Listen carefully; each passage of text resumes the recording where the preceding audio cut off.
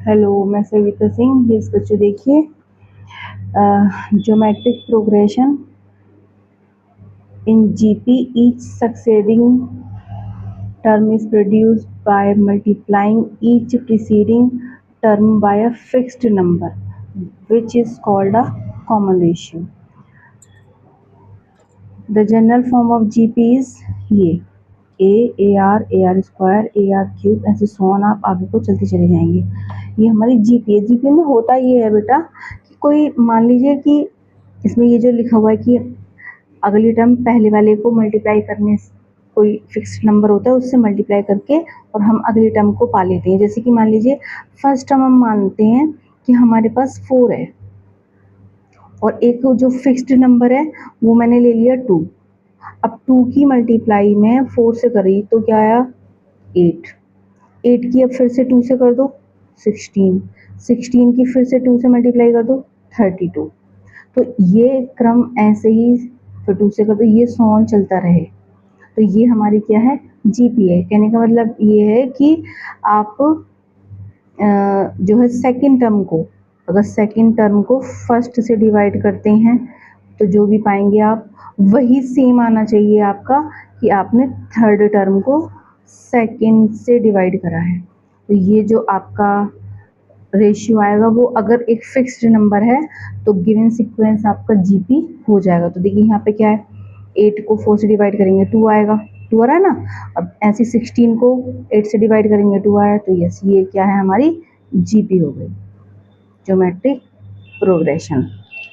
इसमें इसकी जो nth टर्म का फॉर्मूला है वो ये है Tn equal a into r की पावर n-1। ये जो ए और आर क्या है, ए जीपी की फर्स्ट फॉर्म होगी और आर उसका वो जो रेशियो, इनका जो रेशियो निकल के आएगा फिक्स्ड नंबर उसको हम आर से शो करेंगे, कॉमन रेशियो।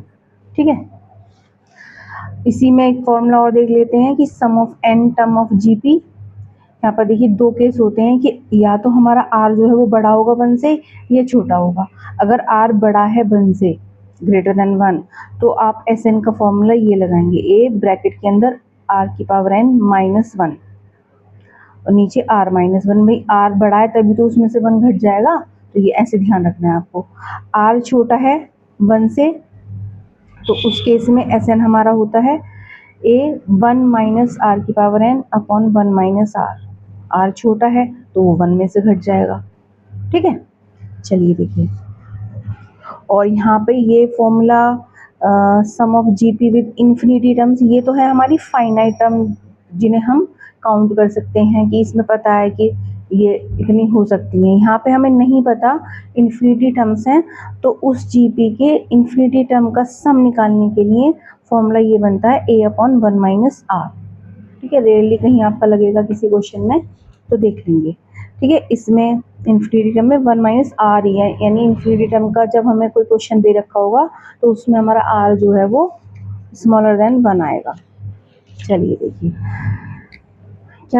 क्या है 8.3 में फर्स्ट क्वेश्चन है find the 12th term of GP with common ratio 2 whose 8th term is 192। आपको 12th टर्म निकालनी है और कॉमन रेशियो आपके पास 2 है, 8th टर्म आपको 192 दी है। तो हमने ये लेट कर लिया कि फर्स्ट टर्म जीपी की ए है और कॉमन रेशियो उसका आर है। हमें दिया है कि T8 8th टर्म 192 है, आर हमारे पास 2 दे रखा है। ठीक है, तो हमारे पास जनरल फॉर्मूला क्या होता है Tn equal a into r की पावर n-1। तो यहाँ पे आप जो है आपको क्या निकालिए, ये तो जनरल फॉर्मूला लिखा है मैंने, इसमें हमें n की जगह आप क्या पुट करेंगे 8 पुट करेंगे तो यहाँ पे T8 हो जाएगा इक्वल a इंटू 2 की पावर 8-1। ए हमें नहीं पता है। ठीक है, तो 8-1 यानी 2 की पावर 7 हो गया यहाँ पे। अब देखिए इसको सॉल्व कर 192 के मैंने ये फैक्टर कर रखे हैं तो इन्हें प्राइम फैक्टर में मैंने जब इसे लिखा तो 192 हमारा आया है 2 की पावर 6 इंटू 3, 2 की पावर 6 इंटू 3 इक्वल ए और यहाँ पे है ये 2 की पावर 7। अभी 2 की पावर 7 आप इसके नीचे ले आइए, 2 की पावर 6 इंटू 3 अपॉन 2 की पावर 7 इक्वल ए। तो देखिए ये 2 6 टाइम है, ये 2 7 टाइम्स है ना। तो ये एक नीचे बच जाएगा, यानी 2 की पावर 6 से ये पावर कट हो गई। तो क्या बचेगा हमारे पास, a इक्वल 3/2। यानी ए हमारा, हमसे ए पूछा जा रहा था, नहीं ए नहीं पूछा जा रहा है, ए पूछा नहीं जा रहा है हमसे, T12 पूछा जा रहा है कि 12th टर्म क्या होगी। T12 के लिए हम देखिए a इंटू आर की पावर 12 माइनस 1 कर लेंगे। अब हमारे पास a हमें पता है 3/2 है, और r हमारे पास 2 पहले से ही दे रखा था, और ये 11 हो गया यहाँ पे, n माइनस 1 होता ना, तो ये 3/2 और ये 2 की पावर 11 है। तो आप इससे देखिए 2 जो है 11 टाइम है, ये 2 1 एक बार लिखा हुआ है, तो यहाँ क्या रह जाएगा 3 इंटू 2 की पावर 10 रह जाएगा। डिवाइड में पावर माइनस हो जाती है। अब 3 इंटू 2 को आप 10 टाइम्स लिख के उनकी मल्टीप्लाई करेंगे तो 1024 आएगा, और आप अब इसकी 3 से इससे मल्टीप्लाई कर लीजिए, तो आप क्या पाएंगे 703। ये आपकी 12th टर्म हो जाएगी इस जीपी की, जो आपको जिसके बारे में इंफॉर्मेशन दे रखी थी। चलिए देखिए सेकंड क्वेश्चन देखते हैं। Find the 10th and nth term of the GP. ये आपको ये जो है ये जीपी दे रखी है। तो देखिए आंसर करने के लिए हमें 5 12 और 125 ये टर्म्स हमें दे रखी हैं कि आर इन जीपी में है ये, ठीक है। हमने ये लेट करा कि let first term of GP is a and common ratio is r. ये हमने लेट कर लिया। तो यहाँ पे देखिए ए हमारा क्या हो जाएगा 5 हो जाएगा, और आर कैसे मिलेगा, क्योंकि जीपी में है तो चेक तो करना नहीं, एक बार में आप निकाल लेंगे। आप T2 को T1 से डिवाइड कर दीजिए, यानी 25 को आप 5 से डिवाइड कर दीजिए तो आप 5 पाएंगे। यानी आपका जो R है वो क्या आ गया 5 आ गया। ए आपके पास ए भी 5 है और R भी 5 है। आपको निकालनी 10th टर्म यानी T10 निकालनी है आपको, और Tn भी निकालनी है। चलिए देखिए हमारे पास जनरल फॉर्मूला क्या होता है, Tn equal a into r की पावर n माइनस 1। जब आपको T10 निकालनी है तो n की जगह 10 लगाइए। a आपके पास 5 है, r भी आपके पास 5 है, 5 की पावर क्या हो जाएगा 10 माइनस 1, और ये 5 और ये 5 की पावर 9, और ये 5 की पावर देखिए यहाँ पे फिर से 10 हो गई, क्योंकि मल्टीप्लाई में पावर जुड़ जाती हैं। तो ये 1 और ये 9 मिल करके 5 की पावर 10। आप इसी फॉर्म में आंसर लिख सकते हैं। Tn के लिए क्या करना पड़ेगा आपको, Tn इक्वल है आपका, भाई जनरल फॉर्मूला हमारा ये होता है, तो n की जगह तो n ही रहना है। a और r की वैल्यू पुट कर दीजिए आप। a क्या है 5 है, और r भी यहाँ पे 5 ही है, n माइनस 1। मल्टीप्लाई में पावर प्लस हो जाती हैं, तो यहाँ पे ये 1 है, और ये दोनों 5 की पावर 1 प्लस n माइनस 1, और ये क्या जाएगा 5 की पावर n हो जाएगा, क्योंकि 1 से 1 कैंसिल हो गया, ये प्लस है ये माइनस से कट के 5 की पावर n हो गया, यानी t की पावर n हमारी क्या आ गई 5 की पावर n आ गई। ओके बेटा, चलिए नेक्स्ट देखते हैं। क्वेश्चन नंबर 3 में क्या है। क्वेश्चन 3 हमसे कह रहा है कि a sequence is given by the recursive rule, t1 equal 2 है और tn प्लस 1 ये है, for n is greater than और equal to 1 which term of the sequence is 730। ध्यान से देखेंगे, स्टार बना हुआ है क्वेश्चन पे, तो देखें इसमें T1 आपको 2 दिया है। रिकर्सिव में वो यही होता है कि नेक्स्ट टर्म जो है वो पिछले वाले पर डिपेंड करती है।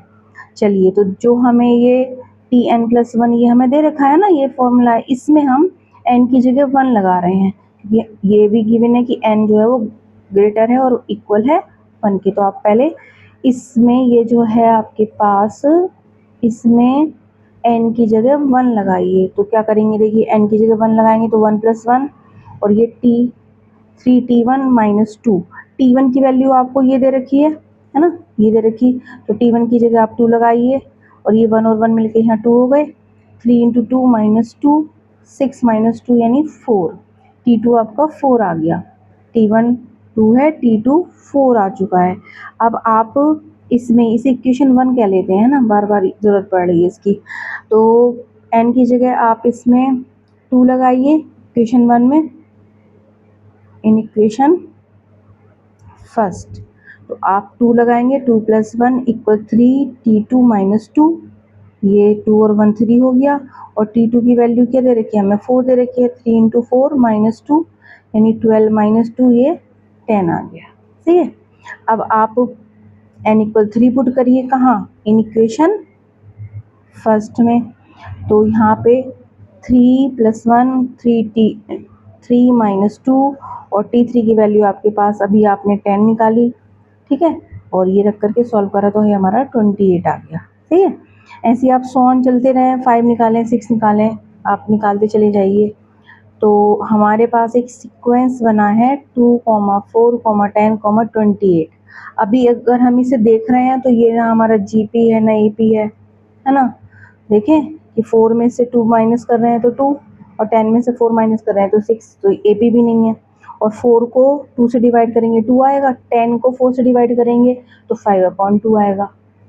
तो ये ना AP है ना GP है, तो हम इसे जरा से थोड़ी सी मेहनत करनी पड़ेगी। देखिए क्या है, 2 को हम लिखेंगे 1 + 1, 4 को लिखेंगे 3 + 1, यानी 1 अलग कर देना है हर टर्म में से हमने। ठीक है, तो अगर आप इसे ध्यान से देखें तो 1 को देखिए 3 की पावर 0, 1 की जगह हमने ये लिख दिया है, +1 ये रहा। 3 को हम 3 की पावर 1 लिख सकते हैं, ये 1 है। और यहाँ पे 9 को 3 की पावर 2, ऐसे 3 की पावर 3, ऐसे करते करते करते देखिए, सोचिए इसकी nth टर्म में क्या जा रहा होगा फिर, कि 3 की पावर, भाई 0 पहले में 0 है, दूसरे में 1 है, तो इसका मतलब nवें में एक कम होगा ना, n से एक कम होगा, और यहाँ पे +1 हो रहा होगा। ठीक, तो इसी से हमें जो है इसका जनरल फॉर्मूला हमें ये मिल गया, ये हमसे पूछा था। ठीक है, अब हमें एक बात और निकालनी है इसमें कि विच term of the sequence is 730, की इसकी कौन से नंबर की टर्म जो है 730 होगी। चलिए देखते हैं। तो हमने लेट करा, लेट TN बी 730, यानी TN जो है हमारा 730 होगा। अभी अभी हमने इस सीक्वेंस के लिए TN क्या निकाला है भाई, 3 की पावर n -1 + 1 = 730। अब 1 को उठा के आप उधर ले जाइए, 3 की पावर n -1 = 730 -1, 3 की पावर n -1 = 729। और 729 जो है 3 के फॉर्म में किसकी वैल्यू होती है, आप 3 के 729 के फैक्टर कर लीजिए, प्राइम फैक्टर। 3 से आप काटेंगे इसे, देखिए 3, फिर 3 से आप करिए 81, फिर 3 से करेंगे आप 27, फिर 3 से करिए 9 टाइम, 3 से करिए 3 बार, और ये 3 से फिर 1 बार। 1 2 3 4 5 6। तो आप इसे क्या लिख सकते हैं भाई, 3n - 1 = 729 है ये हमारा। इसे हम लिख सकते हैं 3 की पावर 6, है ना। अब कंपेयर करिए भाई, यहाँ पे भी 3 की पावर है ना, दोनों तो बेस सेम ही हो रहा है। तो कंपेयर जब आप करेंगे तो क्या पाएंगे, आपकी n - 1 = 6, तो n = 6 + 1, यानी n = आ गया आपका 7, यानी कि 7th टर्म हमारी 730 होगी इस सीक्वेंस की। ठीक है, चलिए ये बच्चों देखिए क्वेश्चन नंबर 4 देखते हैं। विच टर्म ऑफ द GP 2, 6, 18 ऐसे सो ऑन चलती जा रही है। तो इसमें कहीं ना कहीं आपका 4374 आएगा, तो वो कौन से नंबर पे होगा, which term is this. Write explicit formula as well as recursive formula for the nth term. चलिए देखिए, यानी हमसे जनरल फॉर्मूला भी पूछा है और रिकर्सिव फॉर्मूला भी पूछा है, और किसके लिए, nth टर्म के लिए। और ये भी पूछा है कि कौन से नंबर पे 4374 आएगा। तो ये हमारे पास जीपी में दे रखा है, हमने लेट करा कि उसका टीएन जो है एनवे नंबर पे ये होगा, हमने लेट कर लिया कि टीएन ये होगा। ए हमारे पास 2 है, आर हमारे पास 3 निकल के आया, तो टीएन इक्वल ये हमारा जनरल फॉर्मूला हो गया। ठीक है, अब ये लगा दिया, ए हमारा 2 है और ये 3n-1। 2 से मैंने बेटा इसको 2 से इधर कट करा तो ये 2187 टाइम ये कट हो गया, हमारे पास ये आ गया। अब देखिए यहाँ मैंने साइड में 3 के ये 2187 के यहाँ प्राइम फैक्टर कर रखे हैं, तो ये हमारा 1 2 3 4 5 6 7 3 की पावर 7 आया, 7 टाइम्स है यहाँ पे 3n-1। आप कंपेयर करिए तो क्या पाएंगे आप, 7 इक्वल n-1, ये यहाँ पे प्लस हो जाएगा इधर आकर के, तो ये 8 आ गया हमारा, n इक्वल 8 आ गया, यानी कि 8th टर्म हमारी क्या होगी, T8 हमारी 4374 होगी। ठीक है, 8th टर्म, यस। अब स्प्लिट फॉर्मूला हमारा यही जनरल फॉर्मूले को ही बोलते हैं। ठीक है, और रिकर्सिव फॉर्मूला बेटा वो होता है कि जिस ऐसा करके कि जिससे अगली टर्म पहले पे डिपेंड कर रही होती है।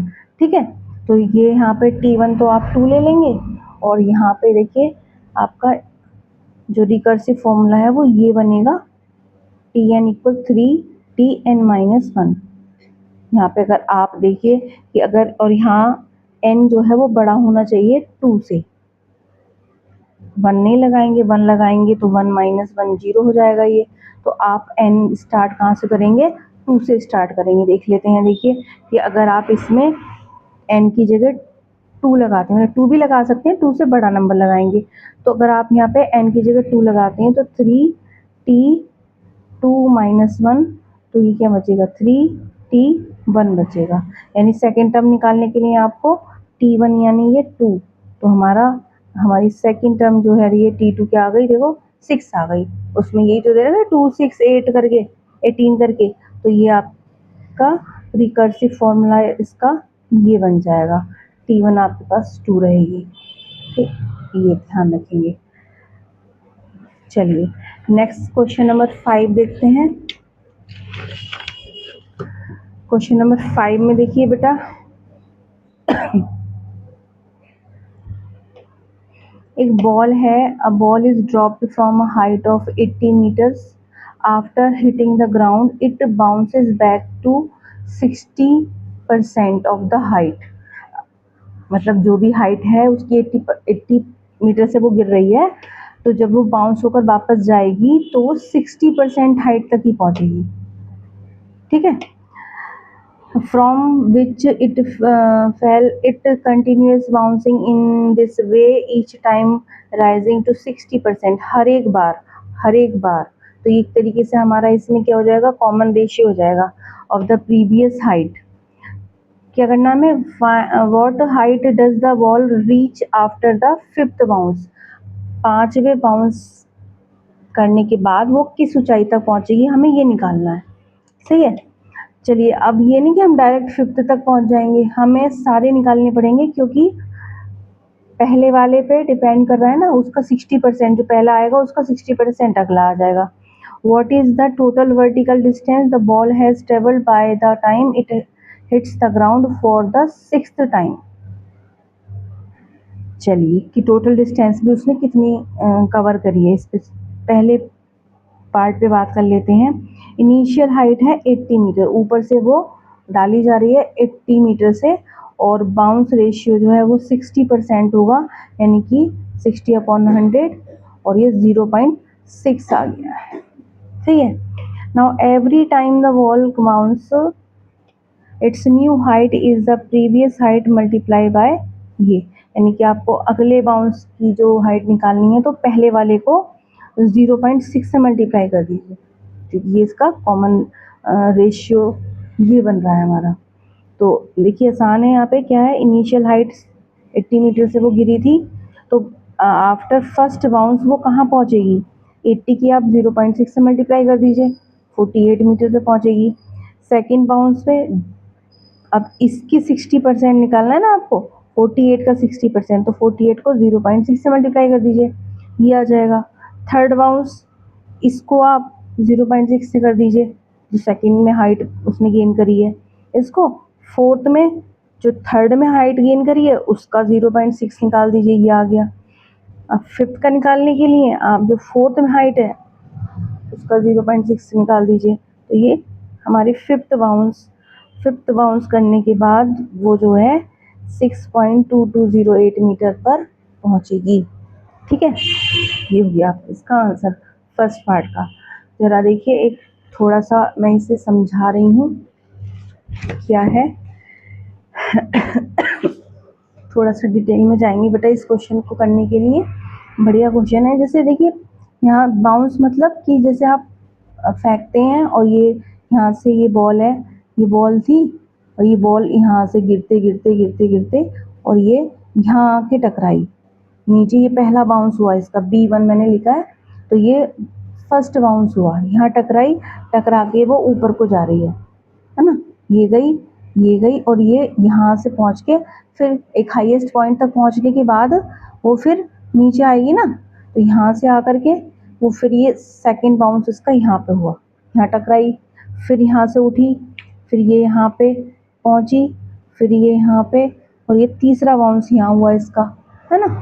फिर ये यहाँ से टकराई, ऊपर यहाँ तक पीक पर गई, फिर यहाँ पे इसका चौथा बाउंस हुआ, फिर ये गई, ये यहाँ तक ऊपर तक उठी, फिर नीचे, फिर ये यहाँ आई, फिफ्थ बाउंस हुआ इसका, फिर ये ऐसे ही ये पीक पर पहुंची और ये जो है यहाँ तक ये सिक्स्थ बाउंस हुआ यहाँ पे। तो हमें निकालना क्या है, देखिए यहाँ से पहले बाउंस के बाद वो यहाँ पहुंची, ये है ना 48, मैंने ये डिस्टेंस भी लिख दिए हैं यहाँ पे। सेकंड बाउंस के बाद वो यहाँ पहुंची, थर्ड के बाद वो यहाँ पहुंची, फोर्थ के बाद वो यहाँ पहुंची, फिफ्थ बाउंस के बाद वो यहाँ पहुंची है। ठीक है, यहाँ इसका सिक्स्थ बाउंस हुआ है, फिफ्थ बाउंस यहाँ हुआ और यहाँ के बाद वो ये यहाँ पे जो मैक्सिमम हाइट उसने कितनी गेन करी वो ये हो गई हमारी। ठीक है, ये फर्स्ट पार्ट की ही बात कर रही थी मैं। अभी सेकंड पार्ट में हमसे कह रहे हैं कि उसने कुल कितनी डिस्टेंस बॉल ने ट्रेवल करी। तो आप देखिए कि शुरू में टोटल डिस्टेंस